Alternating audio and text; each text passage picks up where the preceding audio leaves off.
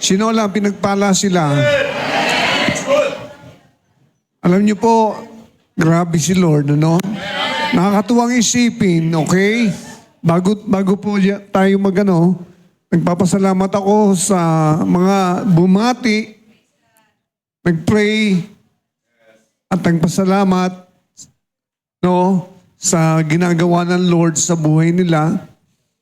At sa mga nagbigay, thank you po.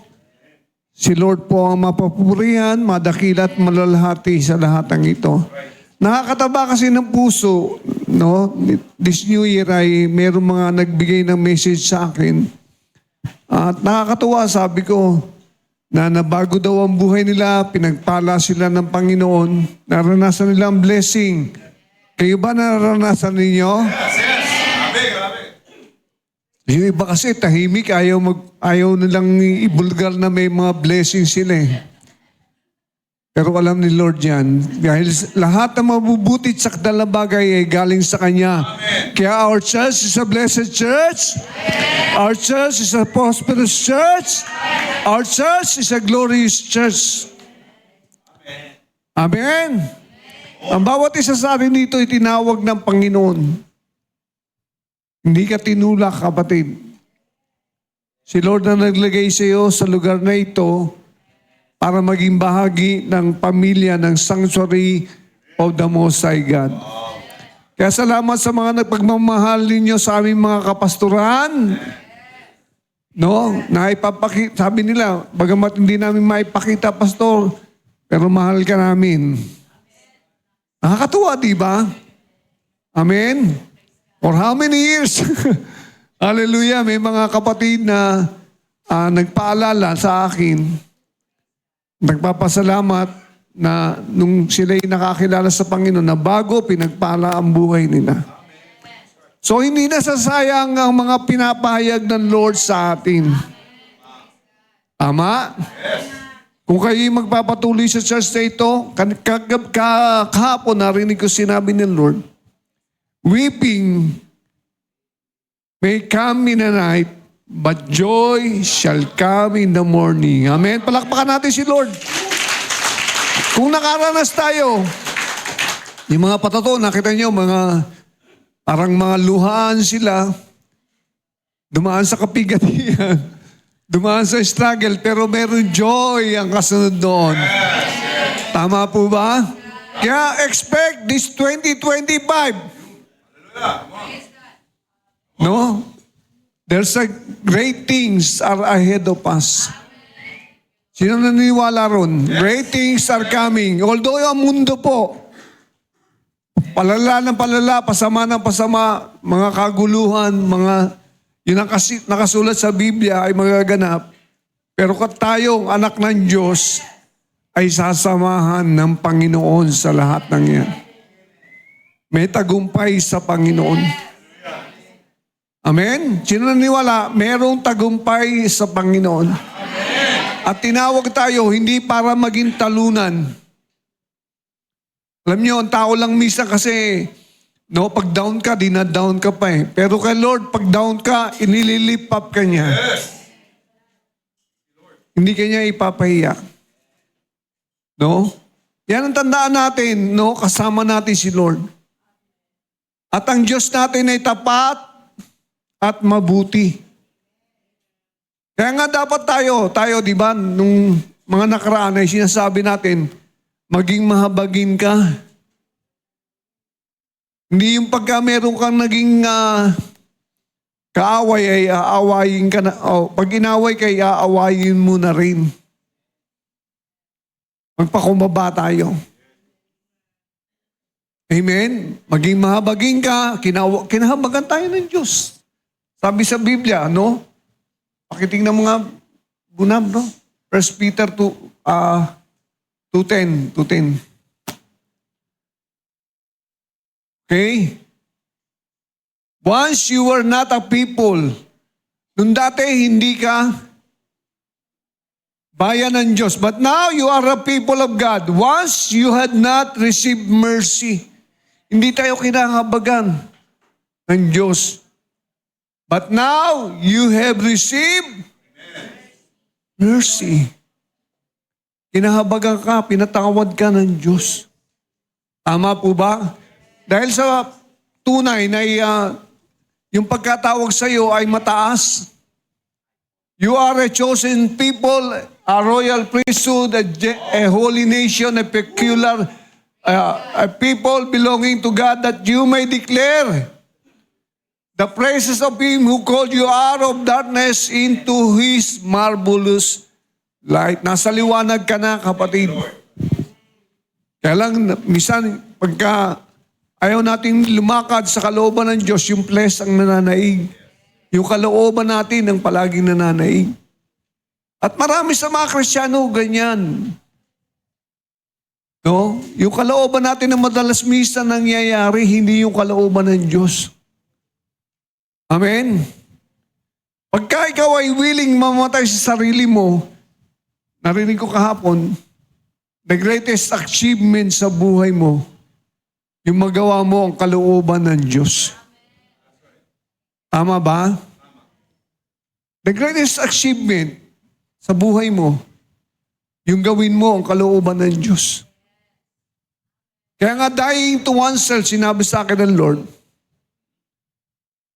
is, victory. Diba? Alam niyo, kaya sabi ni Pablo, we are more than conqueror. Yung pala, dying to oneself is to conquer. Amen. Kasi dapat tayo mamatay din sa kalooban natin. Kung tayo anak ng Diyos, sino susundin natin? Ang Panginoon, di ba? At pag hindi tayo susunod, tayo mahihirapan, tayo magsasuffer. Tayo ang madadaya ng kaaway. Tama? Wala sumasagot? Naniniwala ba kayo? Amen. Na malapit nang bumalik ang Panginoon.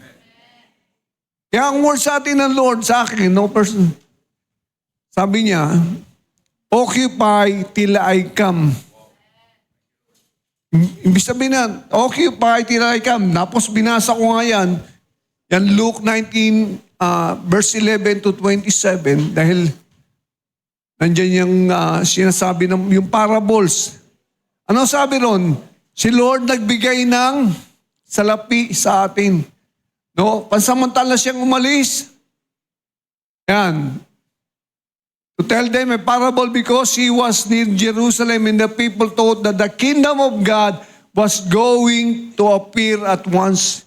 Inaakala nila yung kingdom, yung kaharian ng Diyos, ay darating ng oras na yun. Pero dumating na ang spiritual kingdom nang si Lord ay dumating. Yung sinasabing kingdom dito, yung glorious kingdom, paghahari ng Diyos.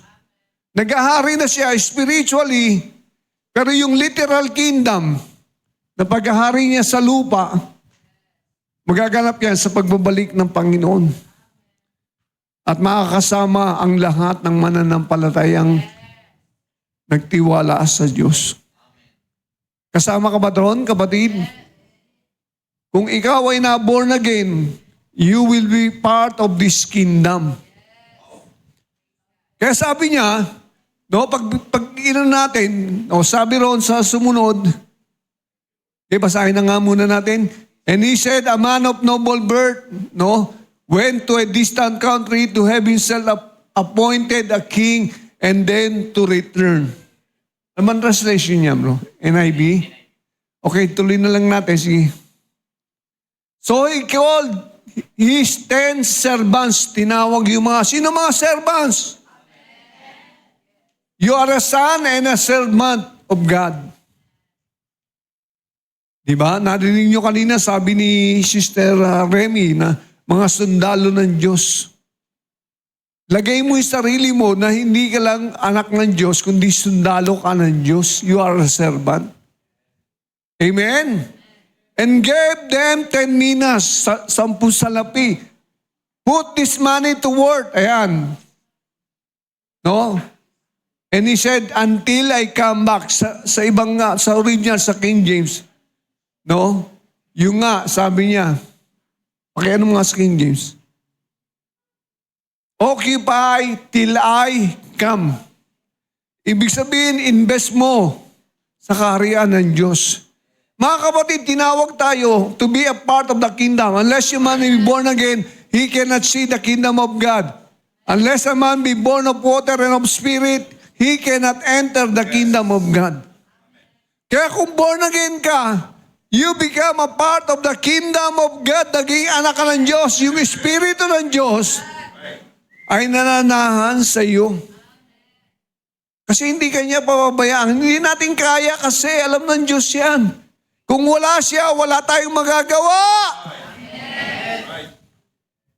Pero marami sa atin, alam niyo po, kasama natin ng Diyos, pero parang wala lang. Very plain ang buhay. Alam mo, pag na-born again ka, ikaw na mapalad.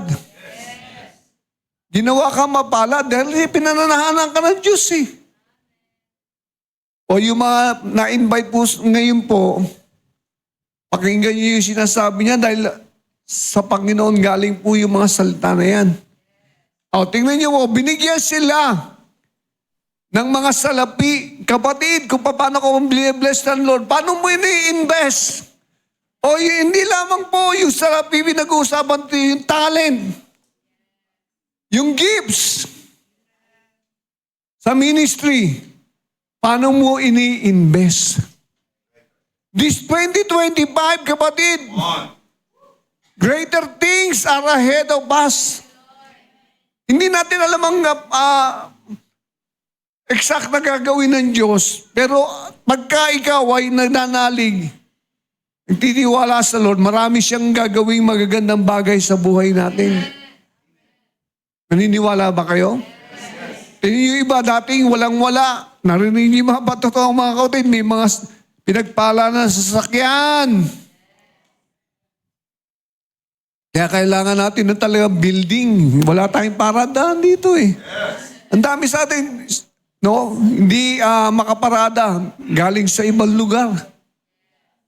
Meron tayo sa mga Bulacan. Bicol, layo na. Ilan na autos sa atin? Baler, 4 ang gawain natin sa Baler. Sa Bicol, na-umpisahan last year. Ang Bulacan, last year. Puro letter B yan. Meron tayo sa Taguig. Ewan ko kung Taguig kasi medyo di pa gano'ng ano sila eh. No? So, I believe, pagka kayo ay willing magpagamit sa Diyos, gaya nito, nag-invest siya. In-invest nila, kaya nung bumalik ang Panginoon, nag-report sila, Lord, yung binigay mo sa aking 10, nag-invest, naglumago, nag-increase. Kapatid, pagka nagpapagamit ka sa Lord, laging increase. Andiyan ba kayo? Sino naniwala? Nag-increase ang buhay, lumago. Tama? For God is the God of increase. Naniniwala ba kayo? 3 bagay ang sinabi sa akin ng Lord. Hallelujah. Nung pa natin binababayan, doon pa lang sa kabilang. Sa huling araw na to, great harvest of souls. Kaya napapabilang ka rito, hindi aksidente yun. Great financial increase, sabi ng Lord. And great outpouring of the Holy Spirit with signs, wonders, and miracles. Yung 3 bagay na yun. Kaya ako naniniwala, sa susunod, iba na yung katabi mo.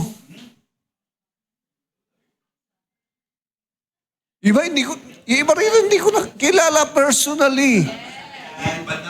Pero na lang yung matatagal talaga. Marami na ako hindi kilala, sa totoo lang. Amen ba? Amen? Hello! Alam niyo naman kami, mga senior na. Ako po sana tatanungin niyo, totoo lang, ito nasa buhay. Gusto ko lang mapakinggan na rin kayo eh.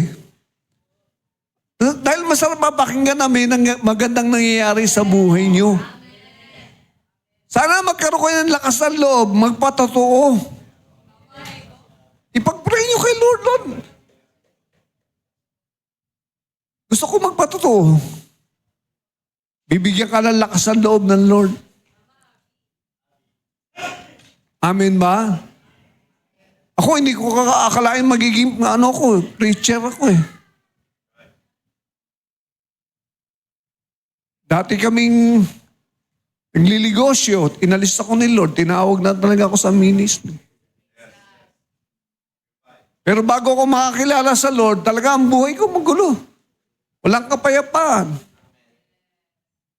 Puno ng bisyo. Lasenggo.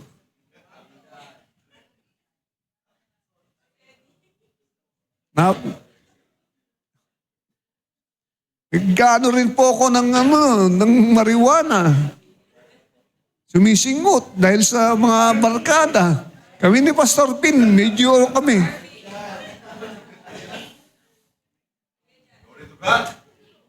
Kaya nung makilala ko sa Lord, sabi ko, totoo itong naranasan ko. Kayo ba, totoo ba naranasan nyo? Na naborn again kayo? Meron kayong naranasan, naging payapa. Yes. Amen? Kaya sabi ko, totoo ito na. Ang nasa isip ko ngayon, yung pamilya ko, kailangan makakilala sa Lord. Kayo ba iniisip niyo ang pamilya niyo? Nakakilala ka kay Lord, iniisip mo ba yung kaligtasan ng pamilya mo, sambayan mo? Sana ganun ang isip natin. Huwag tayo kasing bumabatay kasi tayo sa takbo ng sanlibutan. At sabi ng Bible, humiwalay ka riyan. Gaya ni Abraham, linabas siya sa tahanan ng kanyang ama at dinala siya sa lupang pangako. At pati tayo, nakasama ngayon doon sa ginawa ni Abraham, tayo ay blessed people. Sabi din ba ng Lord kay Abraham, "Get out of thy country, of thy people, and I will show you a land." Your name, tingnan niyo po sabi ng Lord, your name shall be great. Magiging dakila ang pangalan mo. Kilala si Abraham maski sa Muslim world. Kinikilala yan. Amen?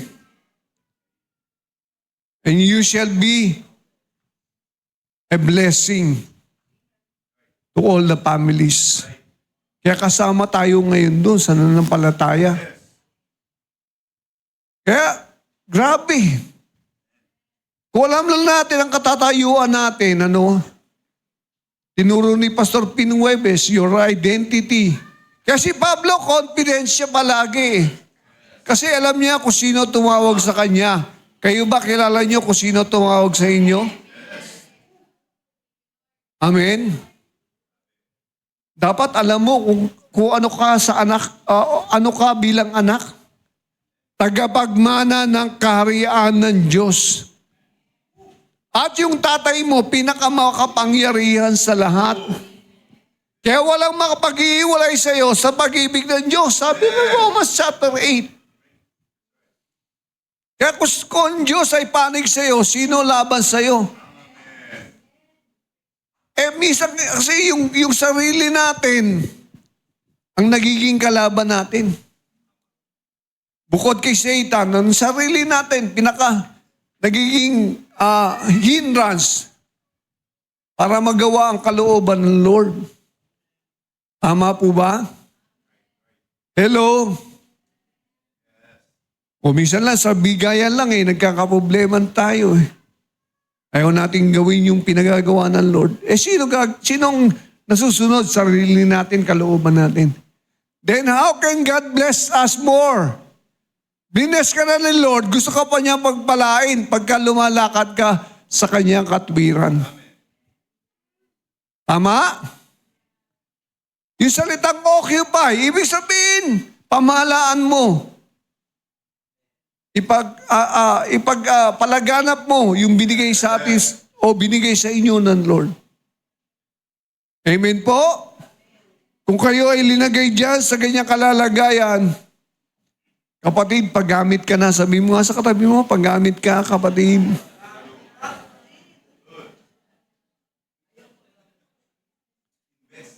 Tama? So, pagka ikaw ay nagpapagamit sa Lord, nagbubunga ka. Tama ba yon? Nagbubunga ka. Kaya nga, ang sabi ni Pablo kay Timothy, 2 Timothy 4:5. Bilis ng oras natin, ano po?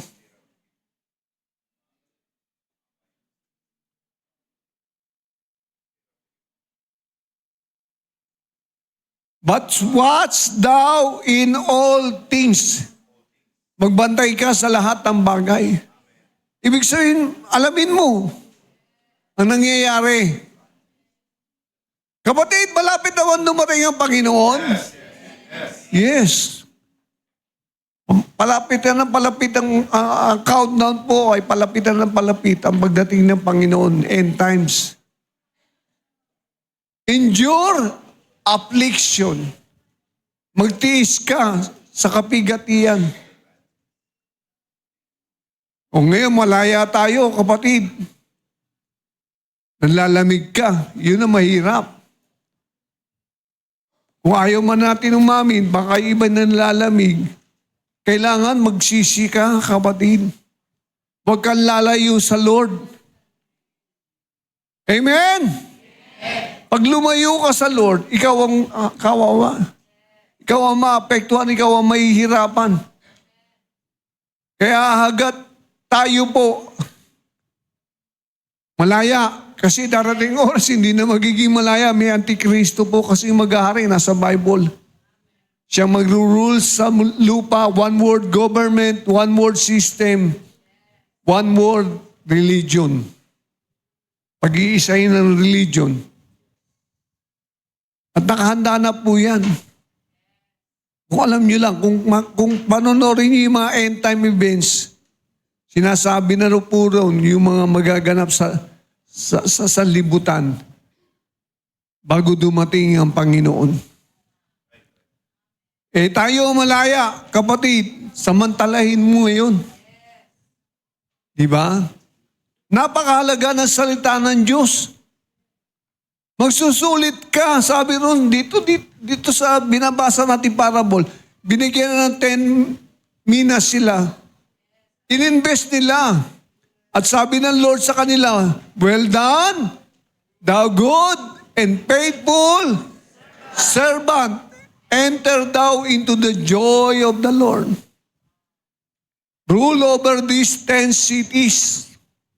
O pinamahalat sila sa afterlife. Kapatid, kamusta yung paglilingkod mo? Ang sabi rin sa second Timothy 4:5,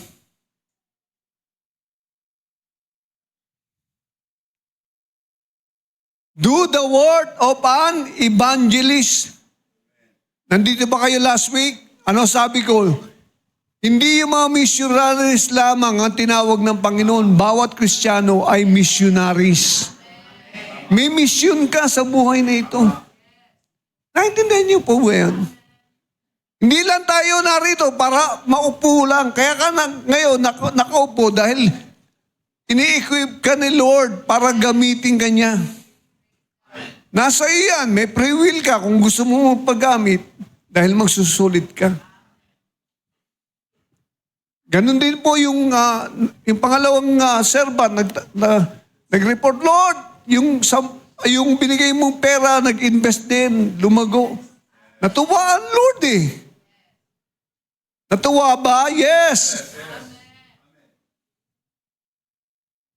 Ganon din na sinabi ng Lord sa kanya.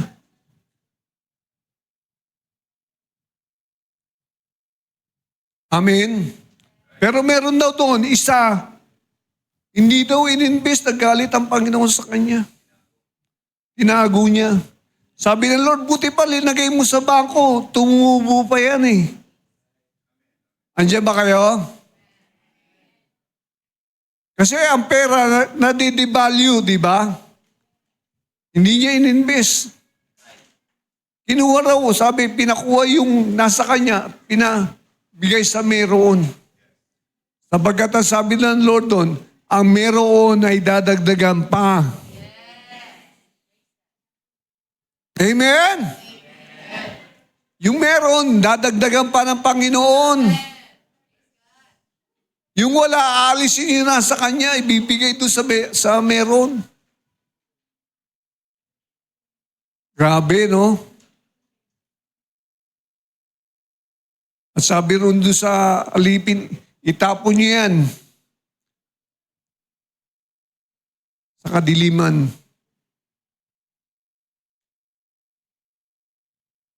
Kaya dapat tayong magpasalamat sa Panginoon. Amen? 2024, kung meron tayong bagyong dinaanan, kapatid, dumaan lang.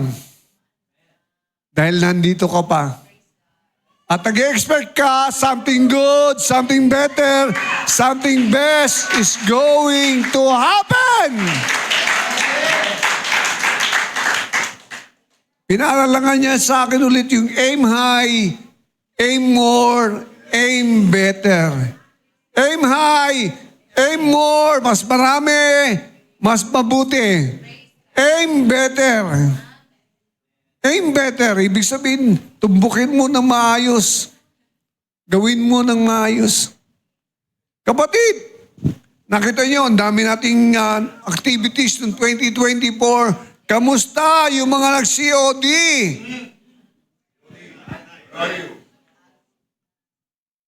Alam niyo po, ang title natin, title pa lang to. In the beginning, there is a new beginning. There is a new beginning. This 2025, kung yung 2024 mo may mga failure, may mga suffering, believe me, tumayo ka sa pananampalataya and you will see the goodness of the Lord in the land of the living. Amen!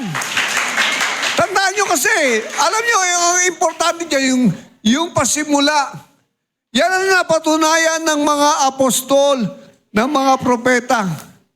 Tingnan niyo po, ano na-experience nila? Kaya nga sinulat nila ang Bible. Ginamit sila. Yung naranasan nila sa Panginoon. At ikaw, ganun din ang patotoo mo. Kung ano naranasan mo sa Lord, yan ang isi-share mo. Sino may mga patotoo? Binagong buhay nila. Nung dati, nung wala ka sa Panginoon, magulo ang buhay. Walang direction. Pero ngayon, hallelujah, masaya ka dahil alam mo, kasama mo si Lord sa buhay na ito. Tama, palakpakan natin si Lord. Glory to God.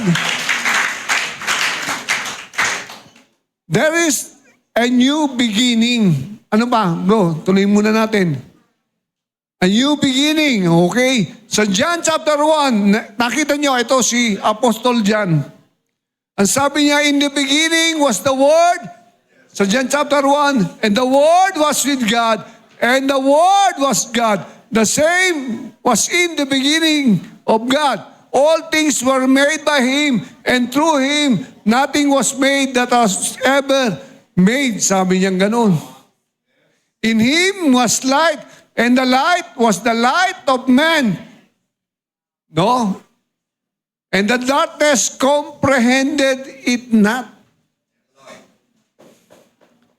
Hindi nagapi ng kadiliman. Kaya ganun din sa atin, no?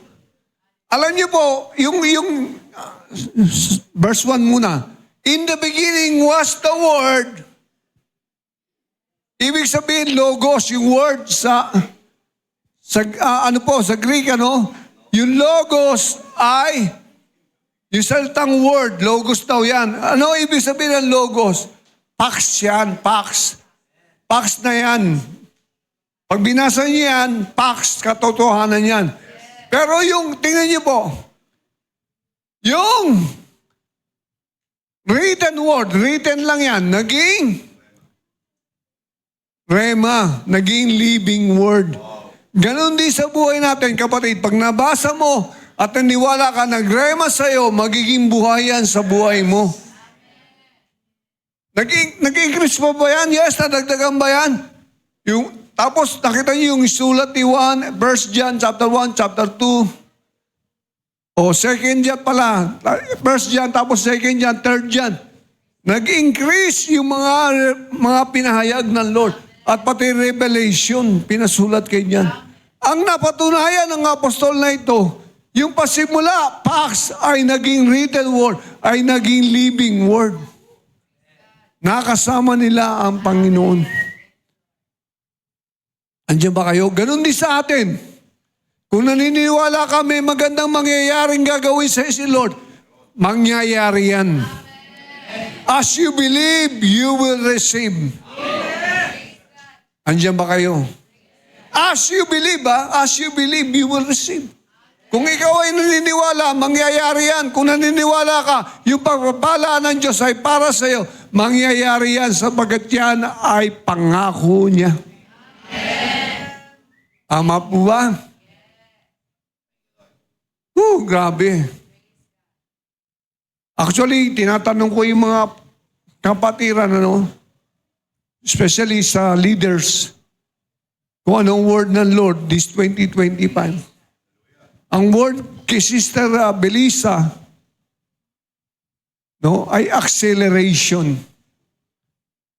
Grabe, mas madalian na ang gagawin ng Lord kasi parating na nga siya. Acceleration.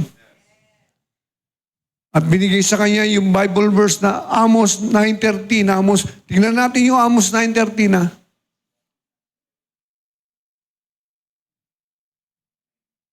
Behold, the days come.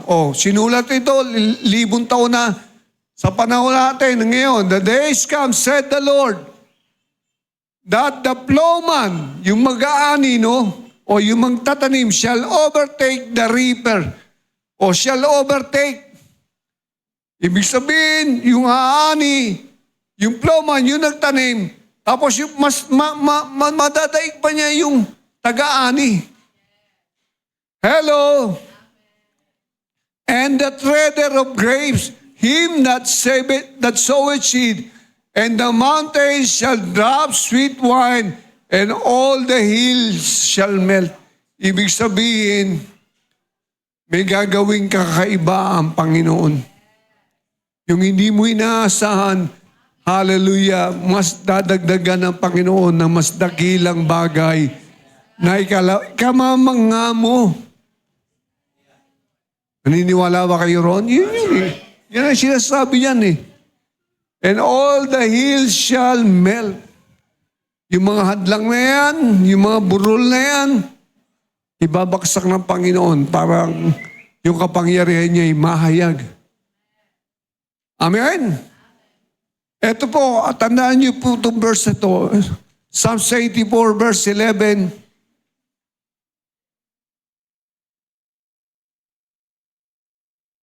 For the Lord God is a sun. Ang Panginoon Diyos ay parang araw. Ang araw ba nawawala? Pagka oras, although kasi dinivide ng Lord yung araw at gabi, pero yung araw ay palaging sisinag sa buhay mo. Ano ba trabaho ng araw? Di ba nagbibigay ng init, nagbibigay ng liwanag. Amen? Ang daming blessing. Sabi, ang Panginoon ay parang araw, laging nakamasid sa atin. A shield. Kalasag. Ibig sabihin, pinoproteksyonan ka ng Diyos. At sabi riyan, the Lord will give grace and kailangan natin yan, yung grace, nasa biyaya tayo, grace period tayo, nang dumating ang Panginoon. Amen? Grace for grace. Amen? And glory. Kalawalatian niya. Pagka sinabing glory, lahat na ng blessing, kasama na ron. Tingnan niyo, no good thing will He withhold from them that walk uprightly. Wala siyang pinagkakait na mabubuting bagay sa mga lumalakad sa kanyang katwiran. Andiyan ba kayo? Meron bang hindi kayang gawin ng Diyos? Wala. Kung ano yung pangangailangan mo, kaya kanyang pagpalain. Amen? Sinabi ng Lord, through Sister Belisa, malaki yan ang gagawin niya sa ating church. Kaya expect more. You have dapat mag-expect ka lagi kay Lord. Tama? Minsan kasi, alam niyo ang problema. Minsan konti palang blessings, ano ka na nakukurap ka na. Huwag ka mapadaya dyan. Yung blessing, para ma-enjoy mo lang. Amen? Nandiyan ba kayo? Kung binigyan ka ng sasakyan, para maging comfortable ka. Hindi na yan ang parang bigyan mo lagi ng pansin. Hello? O mayroong mga pinagpala dito ng Lord na binibigyan ng bahay. Sino nakatanggap ng bahay? Mas malaki, mas maganda. Enjoy niyo yan. Tama? Pero dapat pasalamatan natin ang Lord. Sabi, next verse, bro. O Lord of hosts, blessed is the man that trusts in thee. O Panginoon Diyos, mapalad ang mga nagtitiwala sa iyo. Ikaw ba, kapatid, nagtitiwala kay Lord? Tingnan niyo po, kahapon kausap ko, Sister Rowena, nag-chat kami, sabi ko, kinamusta ko, kamusta si New Year celebration.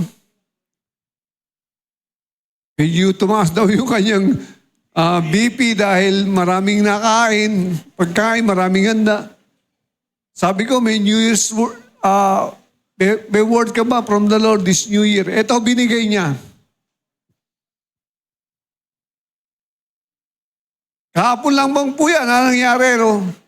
Ito kay Pastor Pin, extending territories, enlarging borders, kingdom expansion. Build my kingdom. Amen. Ito po, you are my chosen people, sabi ng Lord. Whom I spoke, yung sinabi ng Lord, I give you everything. Para sa inyo po, kung chosen people, alam mo, tinawag ka, pinili ka. I give you everything. I will be there for you in time of trouble. In time of your needs, you are mine. You are my beloved for whom I have loved. Oh, kayo yung aking minamahal na aking iniibig. Always remember, do not be afraid, do not be discouraged, for I am with you. I will uphold you with my righteous right hand. Remember these three things I have given you. My love, my peace, and the cleanliness of my spirit. May karugtong po yan. There's no storm that I can calm. Meron bang bagyo na hindi niya kayang patigilin? There's no pain that I can't heal. Walang kasakitan o sakit o kapigatian na hindi ko kayang pagalingin. Agree ba kayo? Even you have those giant in your life. Naku, giant. No? In your life, I can defeat all. Kung akala mo napakalaki ng problema mo, parang walang solusyon, kayang gapiin ng Panginoon yan. Amen? Because I have overcome the world. Tama naman. Leave those past behind. Tapos na yung 2024. Kung may mga bagyo, problema, suliranin, Kalimutan mo na yan. There's a lesson to that, okay? Yung lesson ng pag-aralan mo lang. No? Those past behind, focus on my word. Ito paalala sa atin, focus on the word of God. On the present, ngayon tayo pumokus. For I have better plan. Yan. And purpose to you. Palakpakan natin si Lord.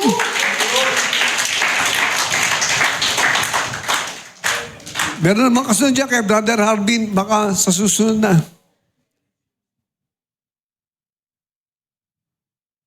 Amen? Now, ang tanong, kapatid, naniniwala ka ba sa sinasabi ni Lord na ito? Kaya sabi ko kay Sister Rue, baka ma-share ko yan. Marami pa na nagpahayag ang Lord kay Sister Belisa, kay Pastor Abel, kay Pastor Tin. May mga words sila personally. Kaya pinalalakas tayo ni Lord. Inaaliw ka ni Lord. Nagpapatunay, sinasamahan tayo ng Lord sa ating iglesia. Tayo po tumayo. Hallelujah. Maliwanag naman po yan eh. Palakpakan natin ang dawe si Lord.